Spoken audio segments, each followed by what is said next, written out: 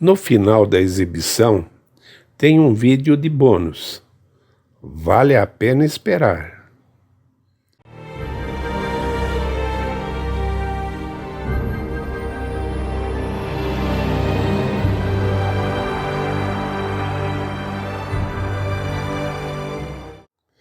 Nicolau I da Rússia, um engenheiro no trono. Nicolau I nasceu em 1796 na Rússia. Seus pais eram Paulo I e Maria Feodorovna. Seu governo foi marcado por grandes realizações nos transportes, indústria e economia. Mas foram cometidos erros graves, como a guerra na Crimeia. Na verdade, ele nem mesmo estava preparado para assumir o trono, pois era o terceiro filho de Paulo I. Quando seu irmão Alexandre I morreu repentinamente em 1825, sem deixar herdeiros masculinos, Nicolau foi indicado ao trono.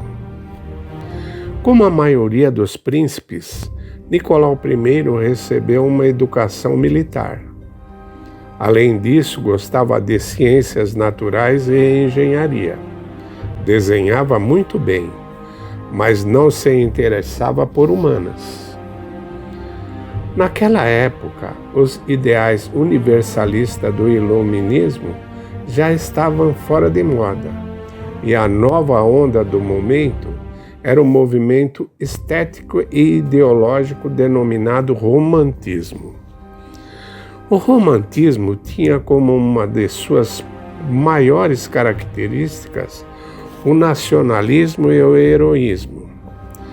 Essa foi a época dos símbolos, hinos e bandeiras nacionais. A Rússia não pretendia ficar de fora do movimento, e a teoria da nacionalidade oficial, formulada pelo ministro da Educação Pública Uvarov, tornou-se a base da ideologia do Estado russo sob Nicolau I. Para educar a sociedade, foram exortados elementos importantes do espírito popular, da arte, da arquitetura e da religião. Agora, falar francês não era mais chique. Sob Nicolau I, o governo teve grandes realizações. A legislação foi sistematizada, o sistema financeiro foi reformado e a revolução dos transportes foi realizada. Além disso, a indústria estava se desenvolvendo na Rússia, com o apoio do governo. Em 1839, foi realizada uma reforma financeira muito importante, pois na época não havia padronização na moeda que circulava na Rússia. Rublos de prata, notas de papel, moedas de ouro e cobre, além de moedas cunhadas na Europa, trocada umas pelas outras a taxas arbitrárias. Além disso, na década de 1830, o valor das notas havia caído drasticamente. Por isso, o rublo de prata foi reconhecido como a principal unidade monetária. Então, um rublo de prata poderia ser obtido por exatamente 3 rublos e 50 copeques em notas. A população correu para comprar a prata, e no final as cédulas foram totalmente substituídas por novas cédulas de crédito lastreadas em prata. Sob Nicolau I, o número de empresas industriais aumentou significativamente, sendo que 18% das empresas estavam equipadas com motores a vapor e foram elas responsáveis por quase metade de toda a produção industrial. Além disso, nesse período surgiram as primeiras leis que regulamentavam as relações entre trabalhadores e empresários. A Rússia também se tornou o primeiro país do mundo a adotar um decreto sobre a formação de sociedades anônimas. Outra imensa contribuição de Nicolau I foi sua revolução nos transportes. Por ser um governante extremamente empenhado em seu trabalho, era obrigado a viajar constantemente pelo país e, graças a isso, as autoestradas que começaram a ser construídas sob o comando de seu pai, começaram a ganhar forma de rede viária. Além disso, foi por meio dos esforços de Nicolau I que as primeiras ferrovias da Rússia foram construídas.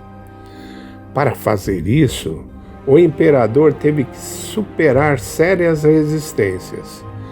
Muitos políticos se opuseram ao novo meio de transporte. Eles temiam que todas as florestas queimassem nas fornalhas das locomotivas, que no inverno os trilhos ficassem cobertos de gelo e os trens não pudessem subir pequenas inclinações, que a ferrovia levasse a um aumento da vadiagem. No entanto, em 1837, o tráfego foi aberto de São Petersburgo a Tsarskoye Selo, e em 1851, o imperador chegou de trem de São Petersburgo a Moscou para as comemorações em homenagem ao 25º aniversário de sua coroação.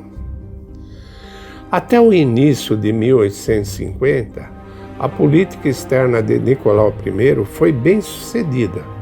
O governo conseguiu proteger as fronteiras dos persas e dos turcos. Na política externa, Nicolau I tinha duas tarefas principais. Em primeiro lugar, ele deveria proteger as fronteiras no Cáucaso, na Crimeia e na Bessarábia, dos vizinhos mais agressivos, ou seja, persas e turcos. Para tanto, foram travadas duas guerras, a russo-persa, de 1826 a 1828, e russo-turca, 1828 a 1829, e ambos levaram a resultados notáveis. A Rússia não apenas fortaleceu as fronteiras, mas também aumentou significativamente sua influência nos Balcãs.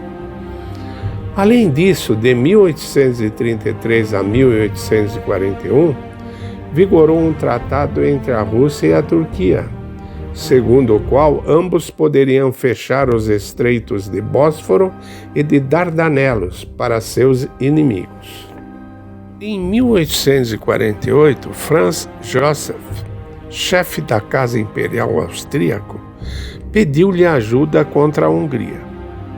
Nicolau I entendeu que esse evento não seria benéfico para a economia russa, mas resolveu ajudar a Áustria.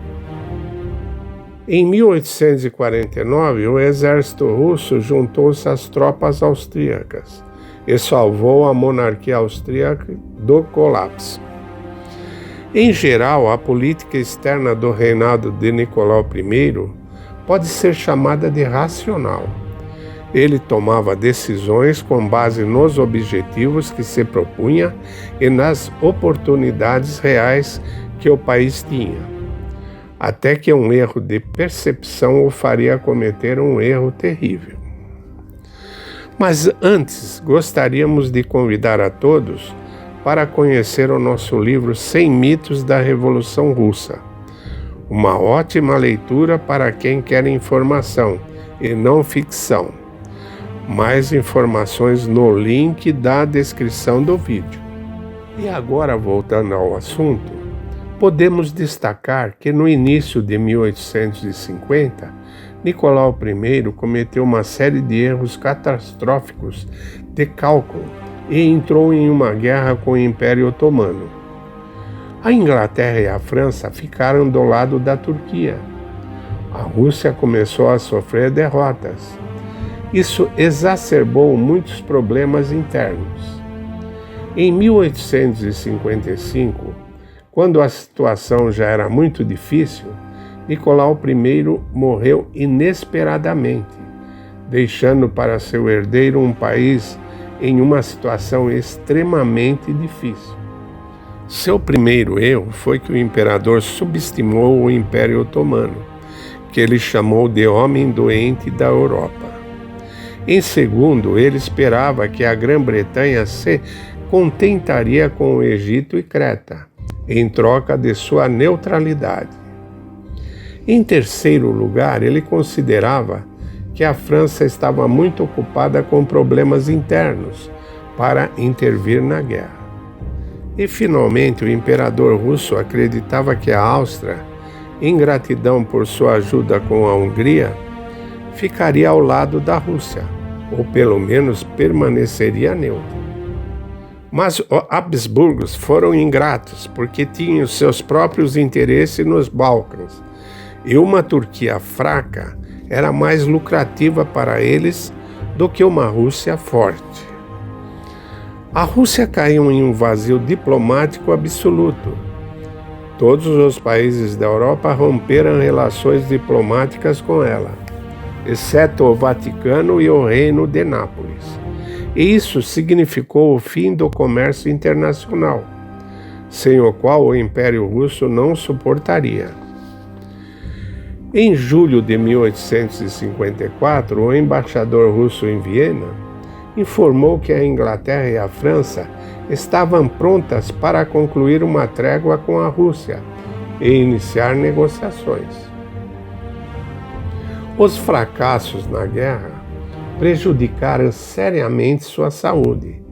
Em janeiro de 1855, Nicolau pegou um resfriado e em 18 de fevereiro ele morreu inesperadamente. O tema desse vídeo foi uma sugestão do nosso inscrito Henry Fan da União Ibérica. Você também gostaria de sugerir um tema para os próximos vídeos? Deixe nos comentários. Sua participação é muito importante.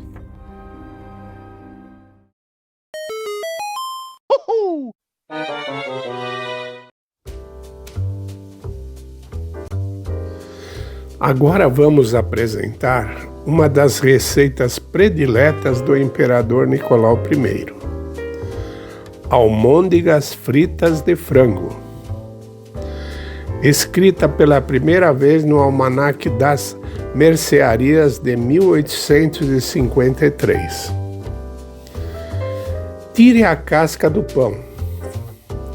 Corte o pão em cubinhos e coloque em forno baixo por 15 minutos. Corte mais fatias de pão e umedeça no leite. Misture com a carne de frango moído. Coloque sal, pimenta, manteiga. Misture bem. Faça bolinhos e passe nos cubinhos de torrada.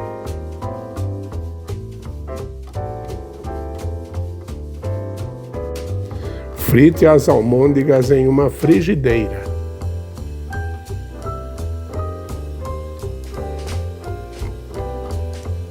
E bom apetite! Um banquete digno de um imperador. Saber mais sobre a Rússia Imperial? Inscreva-se em nosso canal e ative as notificações. Não se esqueça do like. Até o próximo vídeo.